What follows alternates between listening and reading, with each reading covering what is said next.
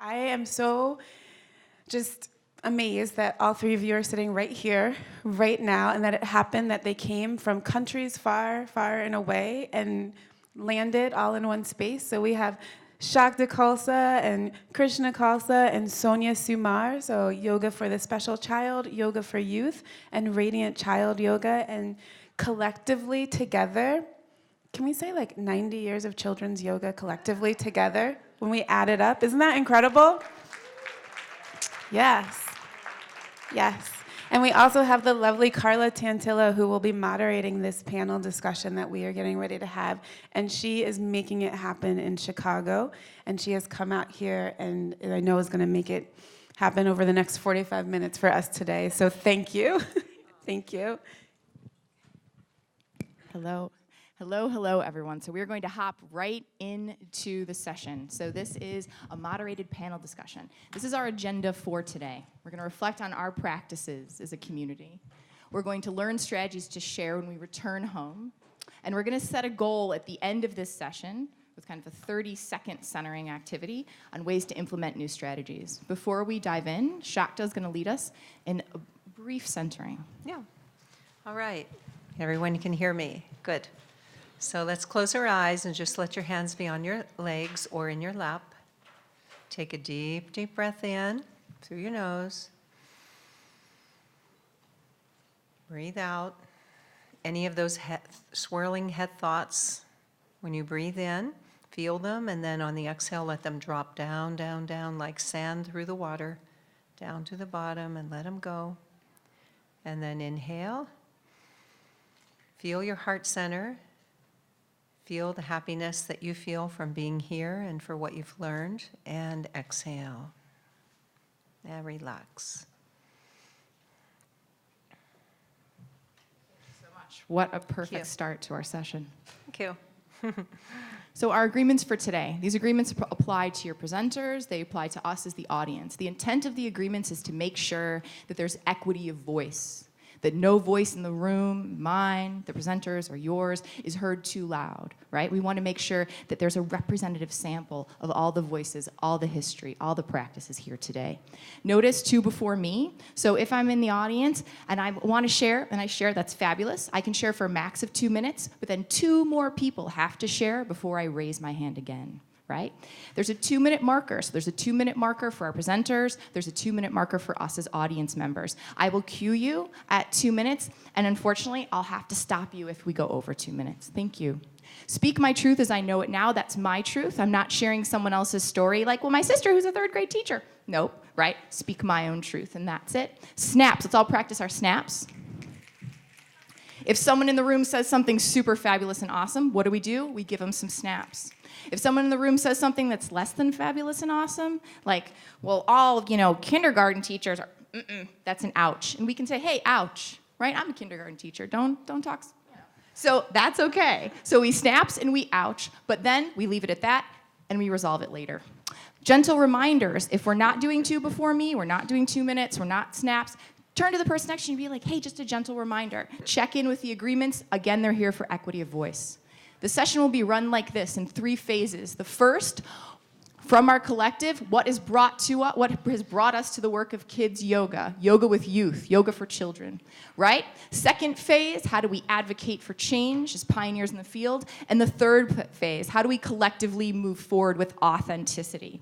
Questions will be taken for each phase. So if I get to phase 3, I can't be like, hey, the thing that you said 30 minutes ago? Nope, those questions come at the end when the presenters hang out and can share. Are we ready? High five hand shows me we're ready to go. Thank you so much. So we are going to start with Shakta. Shakta's going to have 2 minutes to talk about what brought her to the work of yoga with children, yoga with kids. Shakta, take it away. Thank you. I started with yoga for children in about 1976. I lived in Kundalini Yoga Ashram.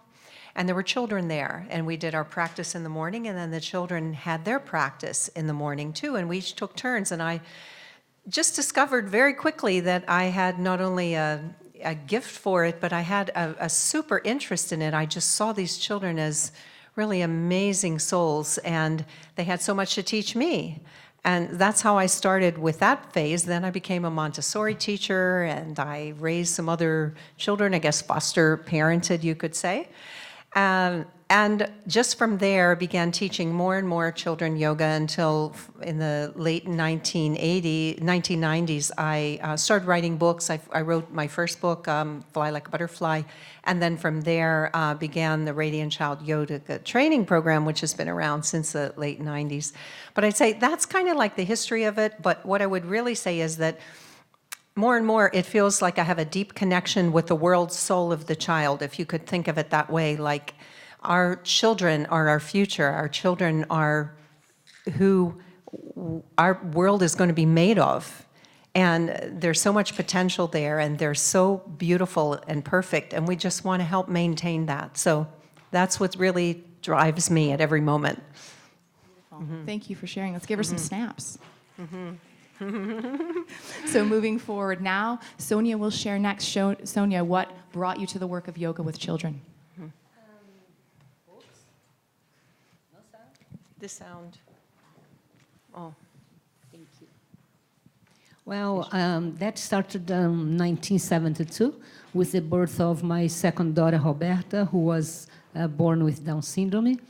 And since there was no early intervention yet, and doctor have told me to wait for 7 years and then put her on a school for children with special needs, as a mother, that sounded to me like an eternity, and I thought I have to do something for my baby immediately.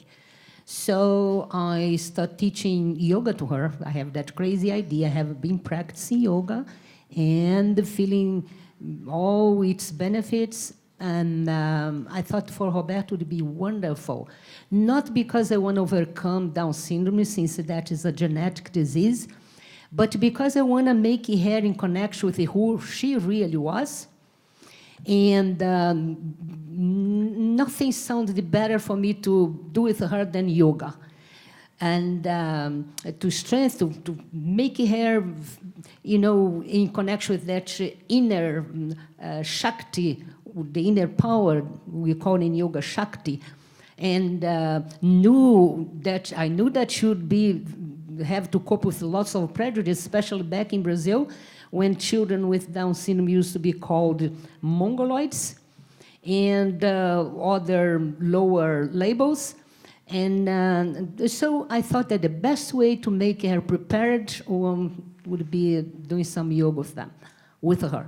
And so thought a little bit that it would be weird, children with special needs doing yoga, a child with special needs doing yoga. But we all have special needs, and yoga is good for everybody.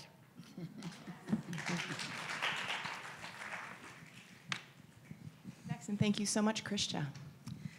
Satnam, everyone. Satnam. I began teaching and practicing Kundalini Yoga as taught by Yogi Bhajan in 1970. And I opened a yoga center in South Central Los Angeles, known in the area of Watts. It was a very exciting neighborhood. And the first students that came out of the neighborhood to the classes that I taught were the kids in the neighborhood. Everyone else was looking at us askance. What is this going on over there? But the kids were curious, and they would come in, and so I started teaching them yoga. We opened up the Guru Ram Das Play School for some of the children of the students that were coming, and taught the first sadhana to the kids. And that was in the early days, and my life changed a lot until we got to the 90s. And in California, they passed what was called the 3 Strikes Law. That was a law that said if you get 3 felony strikes, you get 25 years to life automatically. So I felt, I was very angry, of course, for like about 20 minutes. I was really angry. Until I realized, wow, I have the techniques and the talent that can help these guys not commit that 3rd strike. And that's what motivated me to start working and teaching teens and preteens, those who are at risk of not fulfilling their human potential. And I began with Upward Bound. If you're familiar with Upward Bound, that was a program that really served these youngsters who wanted to go to college but didn't have support at home or anywhere. Well, that program was cut once No Child Left Behind was instituted. So then I kept working with the prison system and the juvenile detention facilities and juvenile halls. And that's how it kind of began. And now Yoga for Youth has got systems all over the place. We're teaching people in Germany and Chile and Mexico. We have Yoga para Jóvenes in Mexico. And but that's how it got started. Beautiful. So now everyone, please stand up. Roll your shoulders back, find a thought partner, turn to the people next to you. For 30 seconds, you will share, debrief on what we heard from these powerful women, and then we'll turn and we'll ask some questions. 30 seconds begins now. Good. I was talking way too fast. I didn't need to talk so fast. I always talk fast. That's my problem, talking fast. I was so aware of everything. I'm gonna get this I didn't really say everything I wanted to say, but this is just getting used to it. And 10 seconds. And you're never gonna say what you want to say. I just realized you're gonna start too early or should have started later. That's a very nice idea. And let's pause. 2 hops if you can hear my voice. 2 more hops if you can hear my voice. Thank you. So now let's take our seats. We have time for one question from the room for our panel. One question from the room for our panel. Would anyone like to share? Again, you have 2 minutes.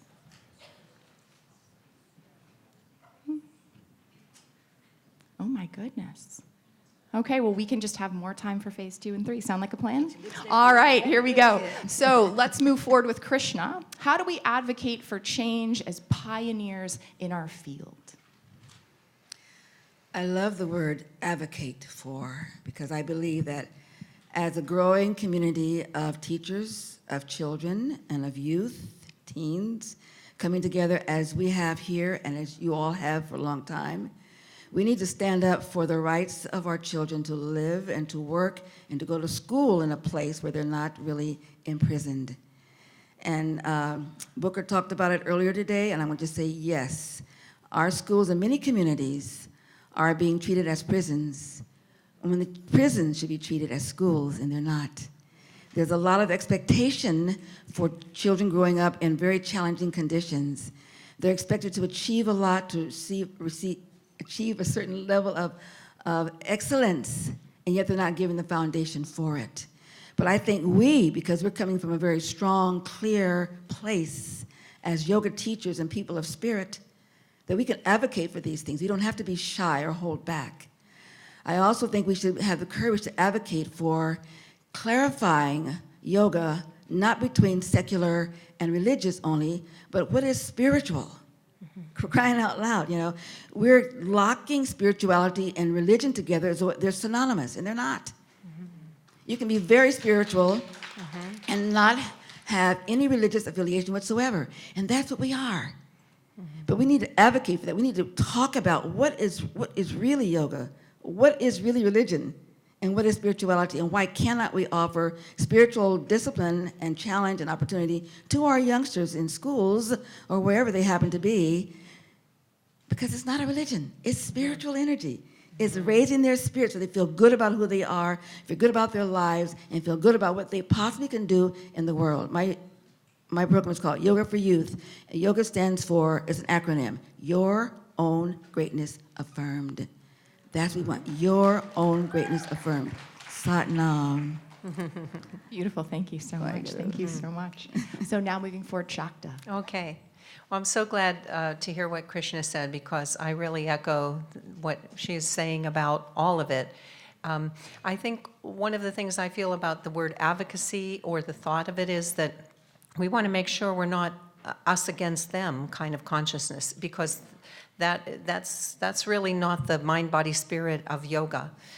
So the way that Krishna brought it around is also the way I think of it is, within ourselves, we work this out within our own meditation, within our own practice, and then we bring the best of what we have to wherever we work, the schools or whatever, but without us and them consciousness, so that it's really, we're all working here together, we're all in different places within ourselves, and we can have compassion for the other adults in the environment as well as the children.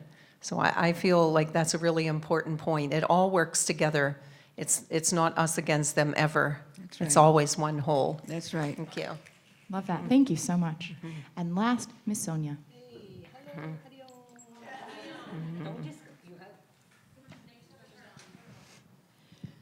Now she cannot cut me. Raise your arm. Who thinks that you are just the body? Nobody? Beautiful. So, love what you said about spirituality. Yes, we are not just the body. But remember not to be just feeding the body. Because it is not fair that you feed the body 3-4 times a day and you want to do yoga just once in a while. And you wait that yoga is going to do. It's going to work your other layers. That's not going to do. So you have to practice yoga every day to feed your other layers. Every day. And another thing here is, like I said before, yoga is for everybody. It's not because of yoga for the special child. We all children with special needs. We all have. You already cutting me? Oh. She's applauding you. She's applauding you. So we all have limitations. Our limitations is very well hidden, but we all have limitations. So a child with special needs, many times they cannot hide their limitations. It is there. And we do this because we want to be, loved by everyone. We want everybody loving us. We want to say that we are the best, but we have lots of garbage inside. And we have to do lots of yoga. And another thing is this. And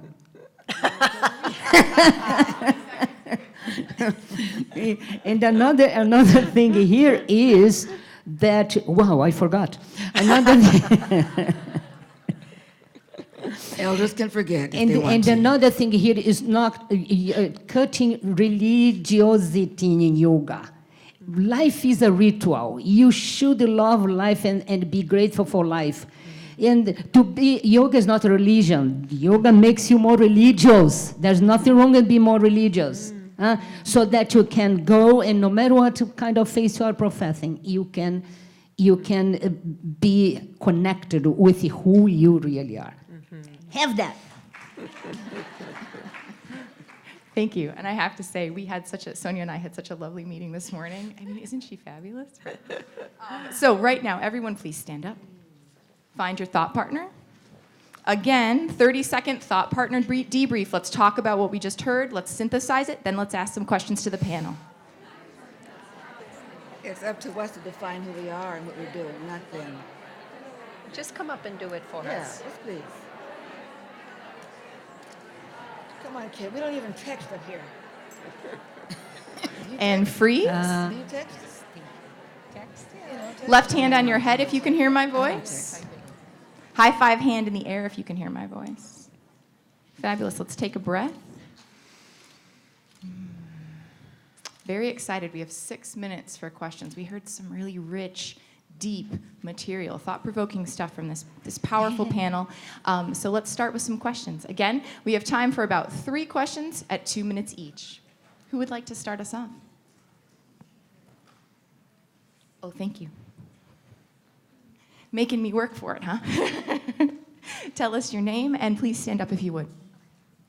So my name is Amina, and my question is for everybody on the panel. But when you talk about just defining that spirituality of allowing our kids to be in a space where they find, they more so accept who they are, right? And as a yoga teacher coming in teaching kids, I found it challenging because you come in with this expectation of that I have something to offer these kids, and it's going to change them. But how do you cater your teaching to actually just accept it, allow them to be in that space where everything you already are inclined to as a young child is okay? Like what tools do you use to allow them to accept this space in an environment where everybody else is like, oh, you have ADHD, you have behavior problems, you have all of these issues, but it's okay? Very good question. Very, Yeah. very good question. Can I? Yes, absolutely. That's a wonderful question. And let's take, for example, happiness. Everybody is looking for happiness. Everywhere I go, people are looking up for happiness, love and happiness. But we have to understand that the happiness is not outside. Everybody always saying that. We are all the time you hear something like that. Happiness is not outside. But everybody is looking for happiness outside. To have more goods, I will be happier if I got a nice home, if I got a nice boyfriend or girlfriend or this or that. So what we have to do here is to look for all these goods, all these gifts deep inside of us. I was talking with Carla before that if you think that you are going to be spiritual developed, if you are going to feel happiness and love and all this that you are looking for, looking around you, looking outside of you, you are looking for this in the wrong place. Huh? And we hear that, but we're still doing this. We're still doing this. And then some people think that to become spiritualized is to not live, not live in the material world. No, you can have everything that the material world can offer to you, but use the things and not get used by the things. You have to take a good care of you. You have to be connected with you, never forgetting who you really are, and not get deceived by the appearance, not be identified what you are looking around. And that's it. I think now we can continue. So both the panelists would like to speak to this. So in lieu of taking another question, we'll invite both panelists to speak. Krishna, would you like to start? I'd like to speak to the idea of what do you do as a teacher when you walk into a classroom. Mm-hmm. I've gone into the classroom with a lot of gangbangers. I've gone into the classroom where kids have been totally shut down and depressed. But inside of each child, there's a spirit, there's an energy, there's a frequency that I feel it's my responsibility as a teacher to notice that. And it is my training and my personal practice that gives me the sensitivity and the subtlety to be able to notice that. And if I don't get it in everyone right away, by the time the class is over, I pretty much have a good idea who these guys are. And all I want to do is not to lay anything on top of anybody, but rather just to acknowledge and celebrate who they already are. Give them permission. Give them permission to be themselves. Give them permission to allow their spirits to soar. Give them encouragement. Remind them, don't forget, you are not a victim. There are no victims here. You may be victimized, but you're not a victim. And I will not accept that attitude or that feeling at all. You're a warrior. You're a powerful being. You've come here at a special time to do special things, and let's do it together. And I'm going to show you you can do this. And to me, that's the way I'd like to bring them into themselves, not into me, but into themselves. So now. Thank you. And Shakta, to close this phase. So as a teacher and from a very practical level, your question, the first thing that I thought of is that what I do when I go into a room, of any type of children, special needs or at risk or whatever it is, I don't, even though I have that in my mind and I know that might be the case, I just go in there and say to myself, I am just going to see this soul in front of me. I'm just going to be in my soul space, my connected space, and I'm going to see the soul that's there. And then I'm going to look for, what does that being like? What do they want? What shines their light? And whatever I see, I just increase that with whatever tools I bring to it, whatever yoga tools I bring to it, whatever meditation tools I bring to it. Sometimes it's absolutely done without words whatsoever. I had a student who was nonverbal, had his hair in front of his face. He just sat there the whole time. And when I went around to do the spaghetti test on all the other children, as I passed over him, I just passed my head, over his body, and I could feel that I was sending a beautiful energy to him and that he was feeling, he was receiving it and accepting it. And later on in the hall, I saw him, and he had parted the hair from one side of his face, and he had was looking at me with his eye. And I just said to him, I'm so glad you were in the class today. Thank you for being there. And he felt my energy. So it's all about the energy. Yes. I'd like to ask one real quick story here, if I can, about this No, topic. we have to switch. I'm so sorry, but Okay. maybe at the end we can. I know you guys. This is the worst part of my job. It is. So moving into phase 3. I know. But again, maybe we can sneak it into phase 3. Here we go. And quickly, right? I know that Iona and Michelle, who's the organizer for the conference here, that this is a topic that is going to be talked about at the symposium. And so please make sure, right, that if you didn't get this postcard, you check it out. Phase 3. How do we collectively move forward with authenticity and integrity? Sonia, if you could lead us through this last phase, take it away. Well, I think that what I said before, taking yoga as a whole and not just a part of it. Because when you take yoga, just physically speaking, it's like, for example, let's say I am eating a piece of bread, and then you come to me and you say, oh, I'm so hungry, and I say, oh, I can give you a piece of this bread. And then I cut a piece of the bread to give to you, and rather than eating the piece of bread, you start to eat the crumbs. It's crumbs. So doing yoga just for physical aspects is like only eating the crumbs of yoga. And yoga is much, much, much more. You don't need to be afraid of being more spiritual. You don't need to be afraid, because ultimately that's what you are, not just the body, but much more than that. So please take the whole piece of bread. Don't eat only the crumbs. That's it. Fabulous, thank you so much. And Sonia, because you were so tight on time, then Krishna, you get 3 minutes, so hopefully we can sneak that story in. Right. Okay. Well, I'm going to go back to the detention facilities again, because that's where I feel the greatest response to the yoga practice is. You've got kids coming from such a place of demoralization in themselves. They don't believe in themselves. They believe the world is against them. They just cannot figure out what's going on. It makes them so angry and so hurt that they begin to lash out. But when I first started going into detention facilities, people would ask me, how can you go in there and teach those kids? You've never been a gangbanger. You've never done drugs, looking like you look. I said, well, I'm just going to go in and be me. I'm just going to be me, and that's it. And I did, and I never felt anything different than just me being me, and I never wanted anything different from them except for them just be who they were. That was it. And so my success and my effectiveness was in my authenticity. I spoke from my heart. I spoke directly to them, and what I felt was what they needed to hear. And that was what I owe them. I owe them that. I owe them my true self. I owe them who I am. And I don't have to frame it in any way or set it up in any way whatsoever. So I believe, to me, and when I do my training, I have a lot of white women coming in to learn how to work with these kids as well, hatha yogis, kundalini yogis. And we always talk about race. We talk about religion. Not religion, we talk about culture.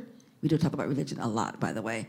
But we talk about race and culture, because some of them are very nervous about walking into a place where there's a lot of black and brown kids that they don't feel like they can relate to. So be yourself. Be whoever you are. That's great. There's one little story I'll tell you, which is the one I was going to tell you before. Again, I'm in a detention facility, and there's a bunch of kids coming in. They're all big, tough gangbanger types. And there's one guy who comes and sits right down front, like, I'm going to show these guys I can do this yoga thing. This yoga thing ain't no thing, I got this yoga thing.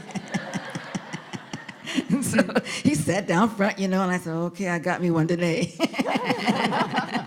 So I gave him a very challenging set and made him sweat a little bit, and he got through at the end. We meditated and we did some chanting at the end, and he got up, his eyes as big as saucers, tears running down his face like this. He said, ma'am, nobody ever talked to me like that before. Nobody ever talked to me like that before, ma'am. And I kept saying, what did I say? What did I say? And I said, what are we saying? What are we saying to these kids that makes him feel that whatever I said was something he'd never heard before, that no one touched his heart before, you know? And I thought, now we have to talk about that. We have to say, what are you holding inside of you that doesn't allow you to be authentic, that doesn't allow you to be able to speak from who you are and be truly honest and clear with the guys in front of you? Don't make them all sweet. Oh, everybody's good. No, they ain't all good. They all got some stuff going on with them, you know? But that's all right. It's perfect. Because that's where change happens. Right in that intersection of conflict and challenge and where you're about to do something really stupid, that's where the change happens. That's where the growth happens. Sign up. Thank you, and Shakta. Okay. So from my perspective, it always seems like everybody works with whatever population they're attracted to and that they're learning from and they're growing into. So my thing has always been younger children, although I really like all children. But I really love younger children because when I see them, it's like they're like gurus. To me, they're gurus. If I'm rushing through the airport and I see one, just wheeling her little pink suitcase, that's enough to raise my energy. So I use children to raise my energy. I do it consciously. And when I'm teaching them, and this is what the teaching I want to share to you, is the most important thing for a child to have and feel is joy. They are natural, joyful beings. If you don't click for that, you're crazy. Click. Come on. Kids are joyful, and that's the most important thing. It's not the most important thing that they calm down and pay attention. It's the most important thing that they feel joy and who they are, to me. And so I just want to say that I know we've had a lot of things here at this conference that has to do with left brain stuff. Research for this and research for this, and that's all good, but keep it in the left brain. Keep the right brain active. The right brain says, love and joy is what we're about as human beings, and these little ones are teaching it to us. Thank you so much. What a powerful statement. So now, as we did before, stand up. Time to think about goals, time to think about moving forward. Find a thought partner. You have 30 seconds, and then we're going to turn with questions for the panel. Here we go.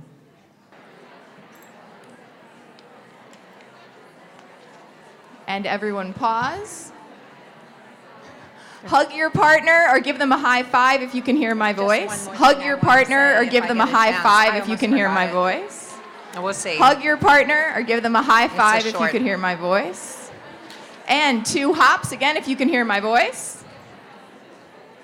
Let's all take our seats to close.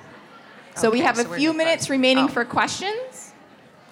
And then Krishna will close us with a centering activity. So a few minutes remaining for questions. Anyone here that has a question for the panel? And I love, these ladies are still snapping. I love it. We're just snapping away over here. A question, yes, in the back? So again, if you would tell us your name and then your question. Hi, my name is Melissa. You 3 are astounding, amazing, inspiring, and I love you all. Thank you so much for sharing. My question is, the last keynote kind of freaked me out because I'm with Krishna. I think the spirit is that's what yoga is. And I felt like when we were talking about secularism and everything being so critical, it really scared me because I think, how can you not talk about the spirit? And so my question is, I assume you're doing asana with your students and you're doing meditation and chanting, but how much of the yamas, niyamas, the 8 limbs, how much of that are you integrating into your classes? A lot of it. In fact, we spend a lot of time teaching the philosophy of yoga. We use the 8 foundations of the Buddhist tradition as a guide to teach them about right understanding, all the rights, y'all can't think of it right now, but all of the rights, because we feel that Yogi Bhajan taught us everything in a yoga class. You know, he taught us how to think, how to live, how to have relationships, and all of that. I think it's important for these kids to learn how to think, how to understand themselves in relationship to the world, not just how to move their bodies and to find that place of peace within themselves. They need to find out how to think and understand life. So we teach them all of that, a lot of that. Thank you for asking. Beautiful, thank you. And to close, what we'll do is we'll give both our panelists a chance to answer that question. Yeah, I just have a Shakta? very short. The way I instructed my students, and this is just a simple thing to remember, is you are the yoga that you bring to the children in whatever you do. And when you realize you are the yoga, you know what to teach because you are the yoga. Yoga isn't something you do, it's something you are. And the yamas, niyamas, and all of that, I don't think of them that way, like the 8 limbs. I just know what they represent to me is that goodness and that wholeness, and that's what I bring to what I'm teaching, and that's what I teach others to do, is you are the yoga. So whether or not you think you can do anything so-called spiritual, you just are it. And when you are it, it emanates from you, and that's the main thing. That's the real thing. Okay. Yeah. Yama and Yama is our true nature. Okay? So that's why it is so very important that we do yoga and feed all the layers. Once you connect with who you really are, yamas and yamas will be put into practice. Huh? Good. Just one thing. You see how important the time is. I am really impressed with this lady here. You see? 2 minutes for each one of us, doing great talks here, and then you comment with each other, and then you ask questions. And how long have you been here in this place? 40 minutes? In 40 minutes, look at how much each one of us could go deep inside. Now pay attention on your time. What you are doing with your time the whole day. Since yoga is what you are, not what you do, that all makes sense, doesn't it? Absolutely. So let's take a moment to be grateful for this time we've had together. And sit and go back into the very deep breathing that Shakta took us through in the beginning, where you're mindful of your breath. You're mindful that this is the breath of life. This will carry you through your day. How you breathe determines how you think and how you allow yourselves to interact with those thoughts. So slow the breath down, ground it into the lower triangle, and feel your shoulders and all very relaxed. And then focus through the third eye, just beam as though you could beam this beautiful light and let it shine on every child that you know, every child that you don't know, every child you can imagine, every place on this earth that you can imagine there is a child. See if you can include them in this place that you're holding right now.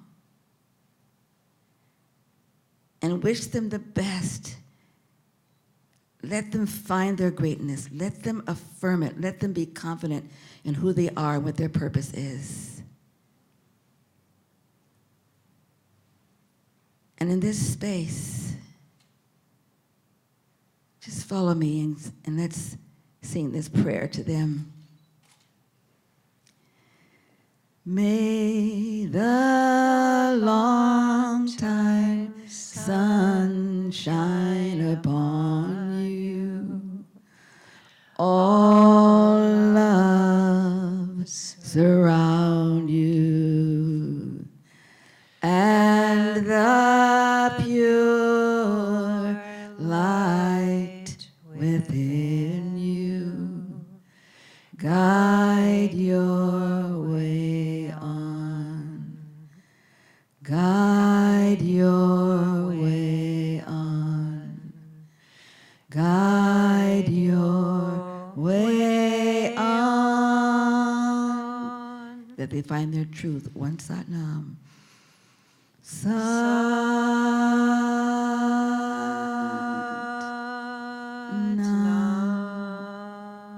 Peace to all, light to all, love to all, each day and always. Satnam. Namaste. And namaste. Ashe. Hallelujah. Amen. Namaste. Shalom. Waheguru. Thank you so much. Thank you so much. So once again, I'm Carla Tantillo with Mindful Practices. I was honored to have moderated this powerful panel today. Now let's turn it over to our fabulous, awesome snaps. Woo! Snap, snap. Snaps and hoots for our lovely Michelle. Thank you again for this conference experience. It's been so enriching and so deep. Thank you. So thank you all for coming. Thank you, Sonia and Krishna and Shakta.